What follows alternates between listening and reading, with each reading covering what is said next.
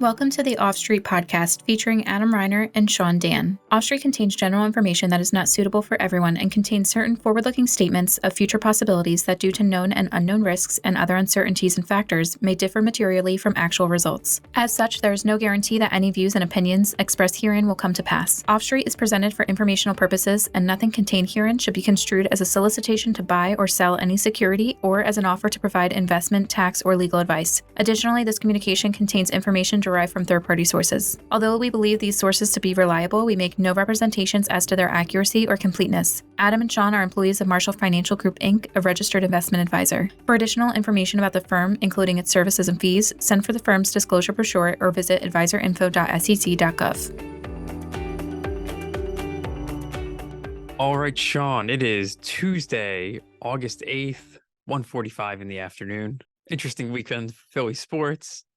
Big debate to boo or cheer. Hey, the cheering seemed to work. I was pro cheer. Got to be pro cheer. Got to lift your guys up. I was there Saturday when Trey Turner, who we're speaking of, Trey Turner hit that 3-run homer. It was a playoff-like atmosphere. Yeah, it was exciting. It's a big day. You know, for Philly fans, we've tried years with the boo.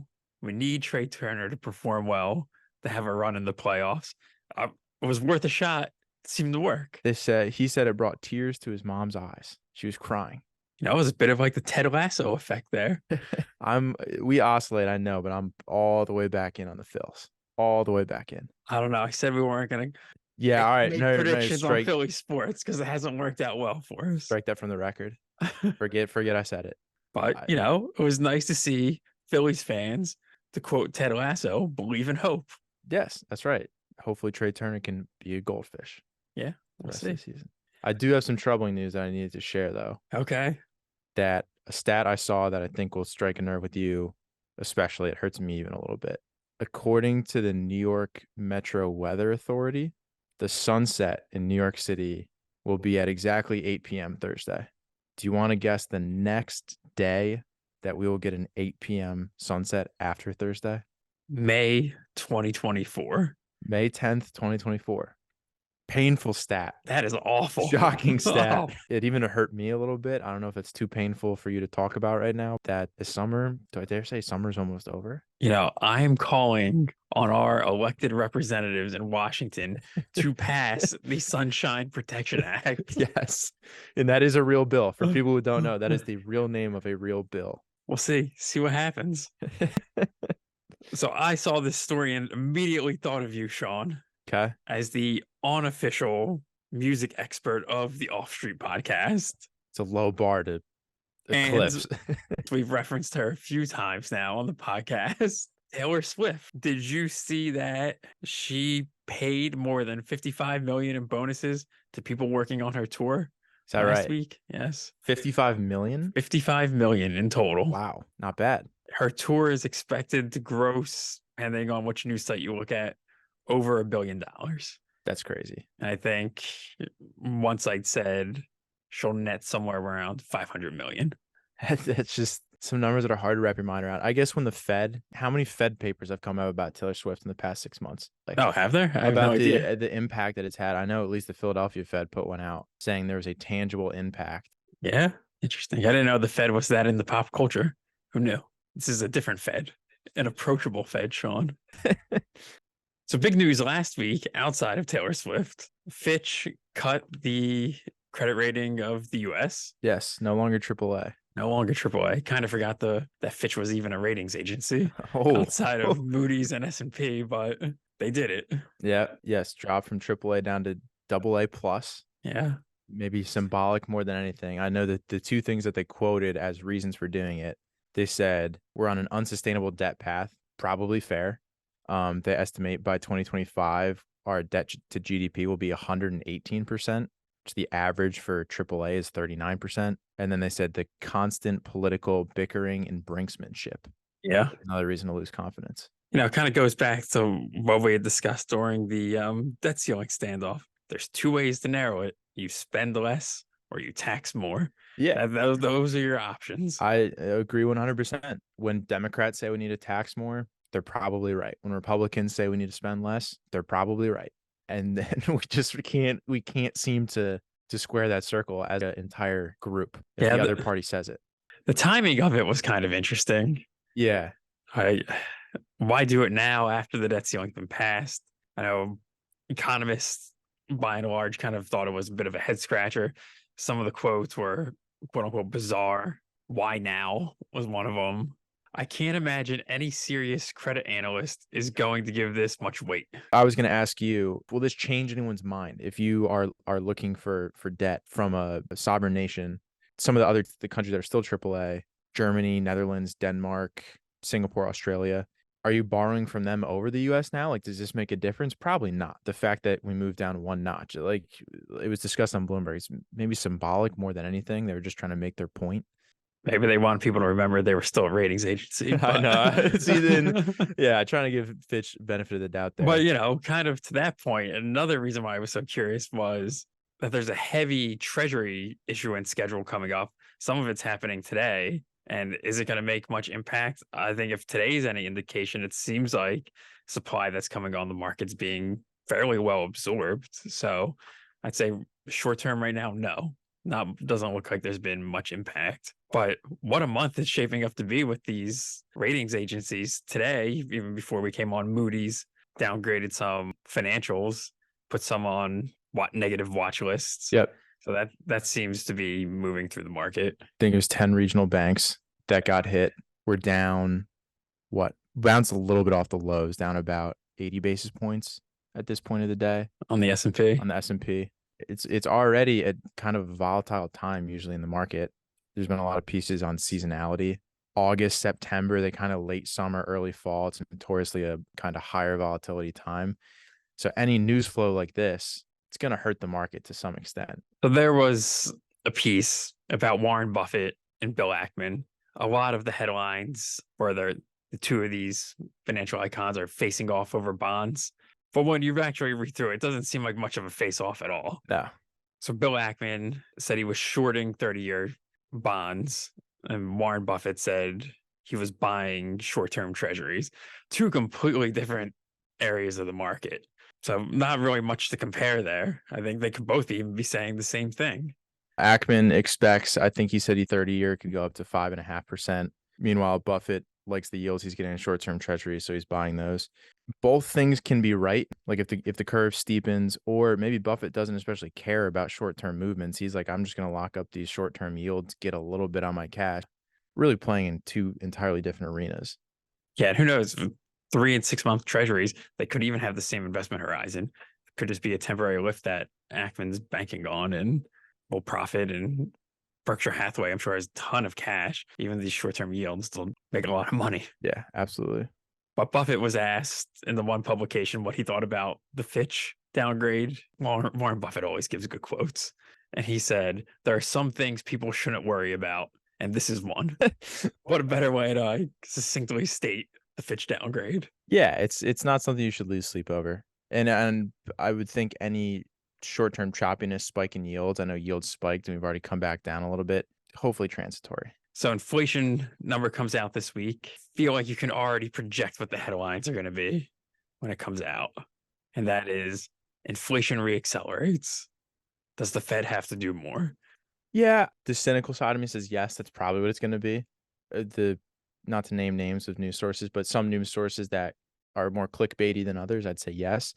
I think it depends on what you want to focus on, because I think the expectation for month over month is 0.2%, which if we get 0.2%, once again, it'll be the kind of slowest 2 months of back-to-back inflation readings since, I think, January 2021.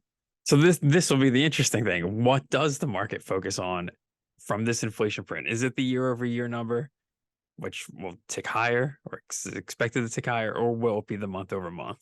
I think it's the month over month. I wouldn't be surprised if the media pushes the year over year because it's a more interesting title. I think the market's going to focus more on the month over month. In these kind of toss-up scenarios, I always lean to the side of just assume it's already priced in. Usually the market is pricing in more than maybe you give it credit for. So I would think the focus is going to be on month over month. If we hit the number, I don't expect a huge swing. Yeah. Even during the July CPI release, we had, I think, even talked about it here on the podcast, that the inflation swap market was still pricing what would look like a reacceleration of inflation in July and August, leading up into the Fed meeting in September. So the narrative back in July of, oh, inflation is tamed, it could quickly reverse itself leading into the Fed meeting.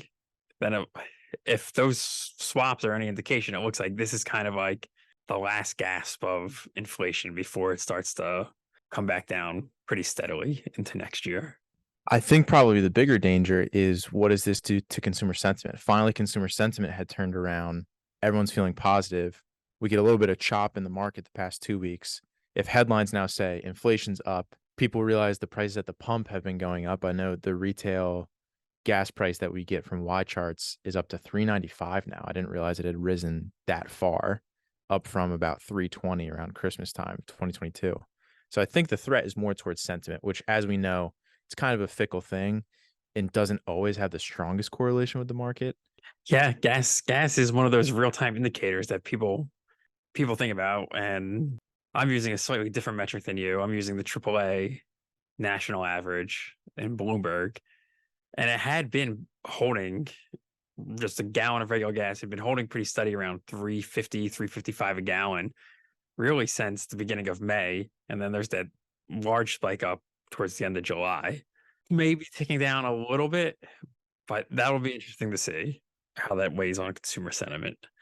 Though we've gotten to it in the past, a 10, 20-cent change in a gallon of gas is not really that big of a difference. Yeah, way more psychological than really anything. depends how much you drive, but for the average person, not a huge difference in the short term. If you're filling up once a week, 15-gallon car, yeah, like 5-10 cents is not going to make a huge difference. Yeah, it continues to be one of the only things that you buy that's always on display when you drive by, which is just a weird dynamic.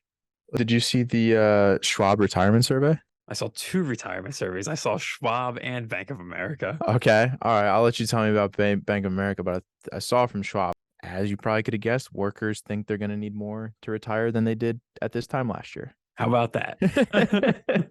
Last year in the survey that Schwab put out of 401k participants, the average person expected they would need $1.7 million to retire.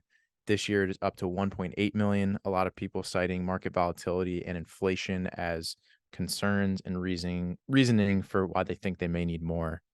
Bank of America was slightly different. Okay. My takeaway from that, and it was the number of participants taking loans and hardships distributions increased. Okay. Hardship distributions increased more than 30% year over year. Okay. Still a relatively small number on a percentage basis of the total pool there, but it's kind of interesting, I thought, trying to figure out why. Why are they going up? Yeah. Is it for home purchases? Is it to avoid default and bankruptcy? Is it medical bills? So I'm just kind of would like to know the why behind it more than anything. It definitely feels like one where the base rate is important, that base number. Like if it was depressed in 21 and 22 because people were flush with cash.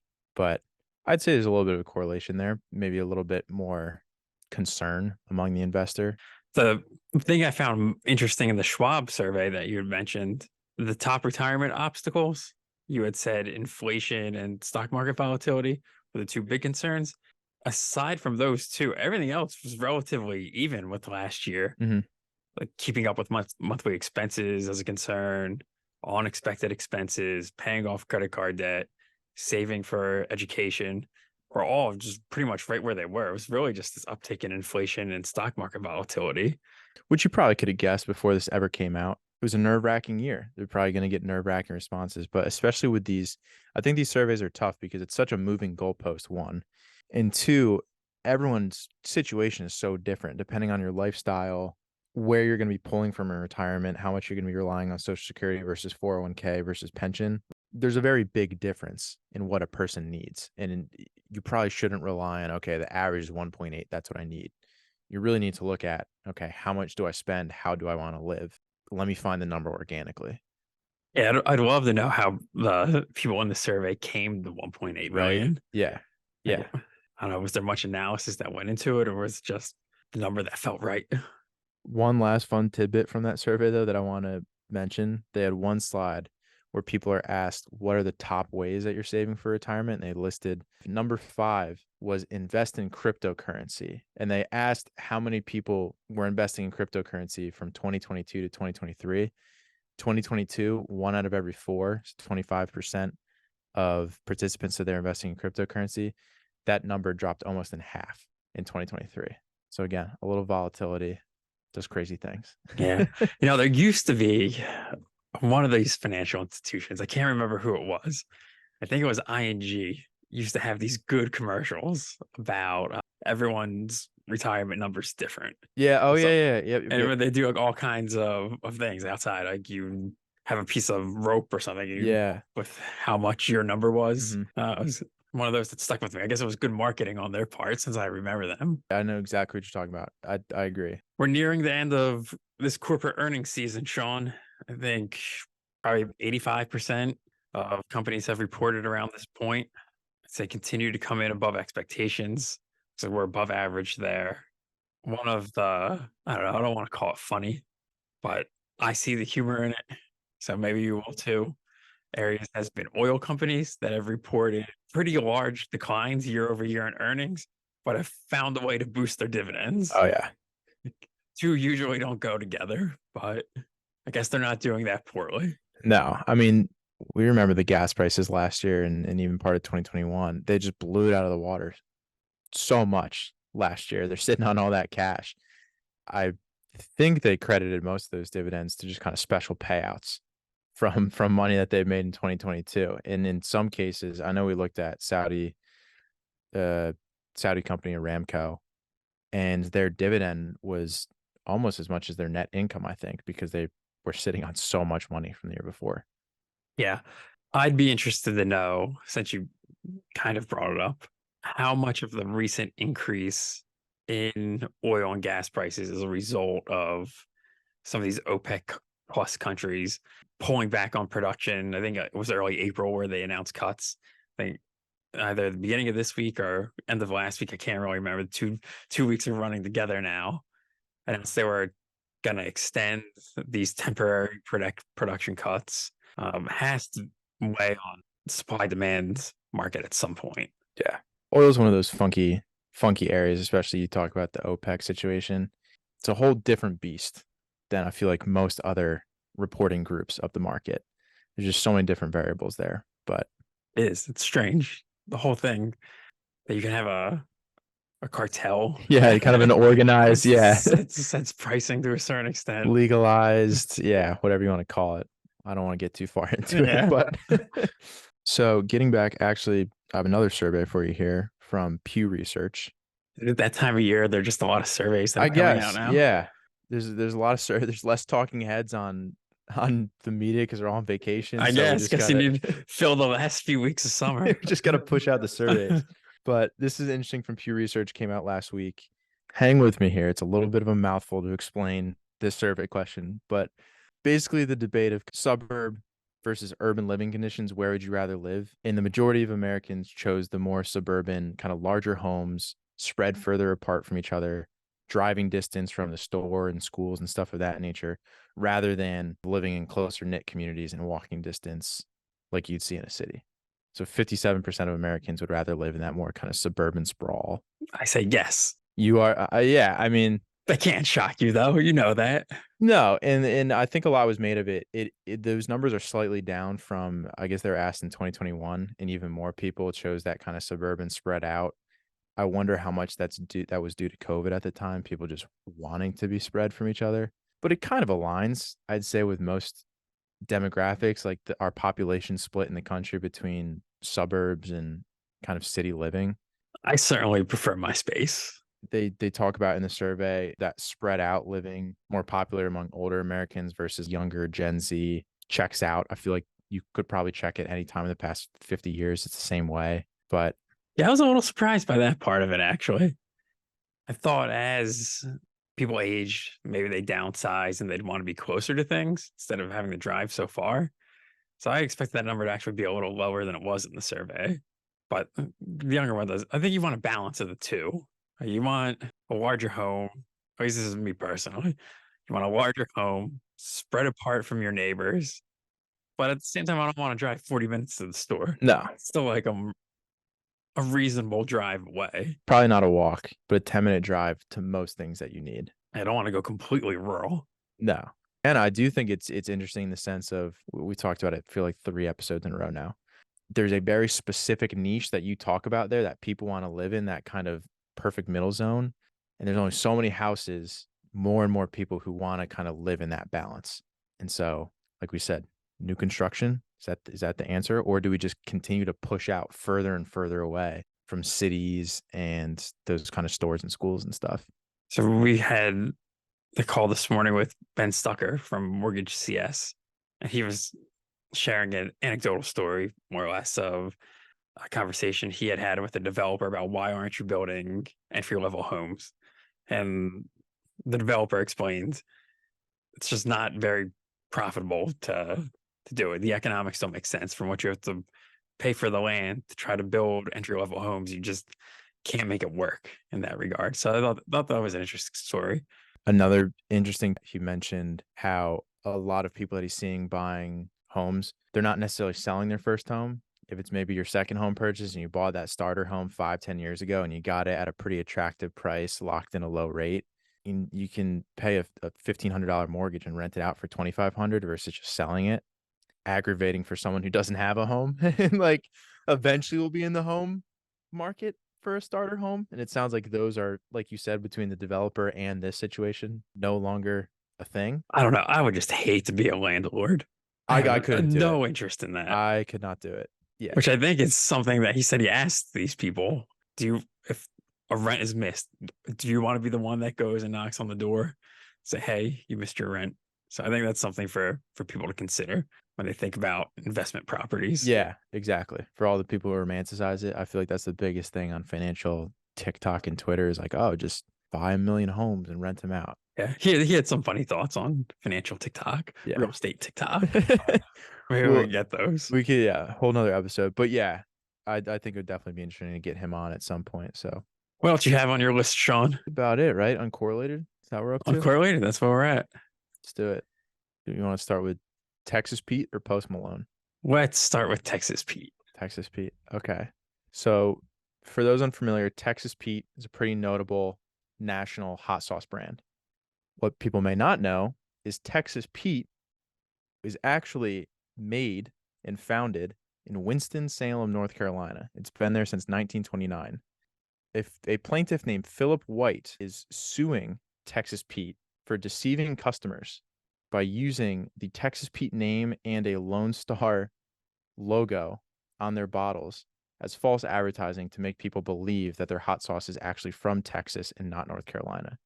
He's looking for punitive and compensatory damages, and he argues that he would never have bought the hot sauce if he knew it was a North Carolina hot sauce and not a Texas hot sauce. I hope he loses. I hope he loses too. I guess this lawsuit has been in motion for a little while now. The big development federal judge in California this past week said we're gonna try this case. We're not gonna throw it out. I guess Texas Pete had filed a motion to dismiss.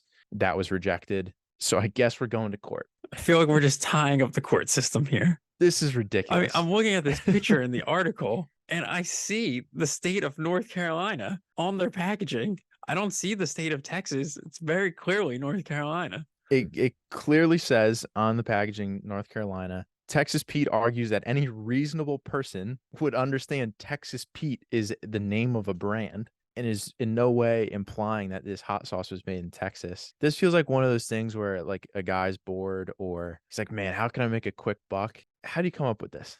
I hope he loses. I hope it's an expensive I feel case. like this would be us traveling to anywhere else. Pick a state, California, ordering a Philly cheesesteak, and then turning around and suing the restaurant because how could you have a Philly cheesesteak in California? I was deceived. That's that. Why didn't they call it a California cheesesteak? It's a great analogy. And I think there's a million things like that probably can be dug up to say, like, what kind of precedent would this set? Waste of time. Waste of everyone's time. The second story, this is actually from NPR, is where this one's from. Post Malone. Post Malone bought Magic the Gathering's One Ring card valued at as high as $2 million.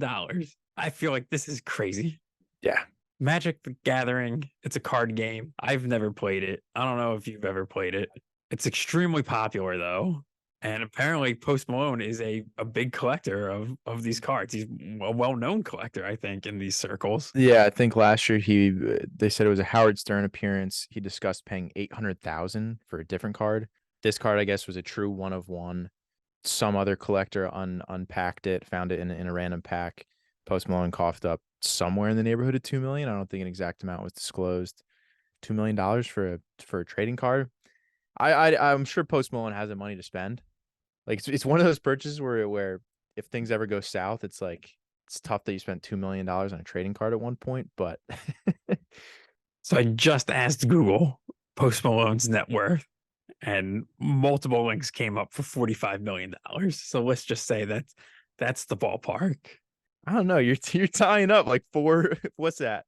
4 to 5% of your net worth in a 4.5% of your net worth in a trading card. I don't know. It's a collectible. Maybe it'll go up in value. We don't know the market. It is shocking. I know we've talked about it before that Magic the Gathering is a $1 billion brand. Had no idea. Oh yeah. Hasbro. It says Hasbro, yeah. Hasbro's one of their only $1 billion brands. It may have been their first, but a ravenous following for kind of this underground, somewhat, quote unquote nerdy strategy game. Seems fascinating. Kind of the whole it does or around it. Feels like one of those things that could just get churned out over time, that people lose interest. The next thing comes up. I don't know. The game's been around since the 90s. Yeah, I guess that's true. Seems very collectible. Be interesting to see. It feels like one of those things that very easily, I don't know, the card could appreciate. Now I'm talking myself into he got a good deal. I'm more worried about Post Malone. His financials. 45 also might seem low. I feel like Post Malone's got a lot going on. I don't know. I didn't calculate his net worth. I'm just reporting what the internet said. What is the most, I guess for you, an equivalent would be what? Like sports memorabilia? Like have you ever spent a ton on like an autographed baseball or bat or something? No. What's the top you've ever spent on like a sports experience, I guess? Maybe even a ticket. Sports experience? That would probably been one of the Phillies games last year during the run. Yeah. But those were memories, Sean. That's it. I'm trying to find an equivalence here of like maybe this is his thing and sports is our thing.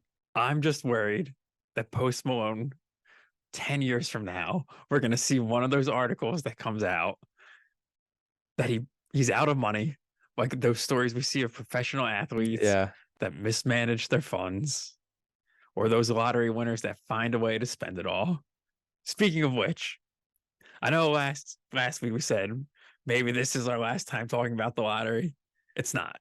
I had that. No one can win. I had this. I don't know if we want to transfer to kind of closing thoughts here. I had this in my notes for closing thoughts. Tonight's the big one. 1.55 billion. We were looking at the after-tax numbers. It seems like if you took a lump sum, you're looking at anywhere between like 500 and 700 million before state taxes. Pretty big number. Yeah. One of the things you said yesterday was your odds are the same at 1.5 billion as they are when the jackpot's only at 20 million. Yeah. I think for Mega Millions, it's roughly 1 in 300 million, maybe up to 1 in 310 million or something to match all five and the Mega Ball. But the amazing thing is someone will eventually win. Yes. That is the craziest part. When you buy that ticket and you think to yourself, someone out there is doing this today and tonight they're going to have hundreds of millions of dollars, even if they split it, even if two people share the same number. All right. That was all I had for closing thoughts. What do you have to leave us off with? I'm fascinated to see what happens on Thursday. I feel like the market's just going to focus on whichever of those numbers that it wants, either month over month or month over month core or year over year. And I feel like it's just going to decide that day. We'll find out what the narrative is when it comes along, but expect the year over year number to go up. I'd be shocked if it was down from last month. That would put year over year inflation firmly in the twos. If it was below where it was, it just doesn't seem like that's going to happen. And I'm just ready for the narrative to change for the next 2 months leading into the Fed meeting about inflation. So I'm already there. I'm mentally prepared for the whipsaw. It's probably smart. We talked about it briefly. It's a rough seasonal period. feel like most of the news flow has been pretty positive for kind of 2 months now. People are probably ready to take a breather. Probably wouldn't be shocking if we see a little bit of a pullback or a correction and all the kind of scary headlines that come along with it. So I think it's just time you got to just roll with the punches, see what happens. Sounds good. See you next week. See you next week.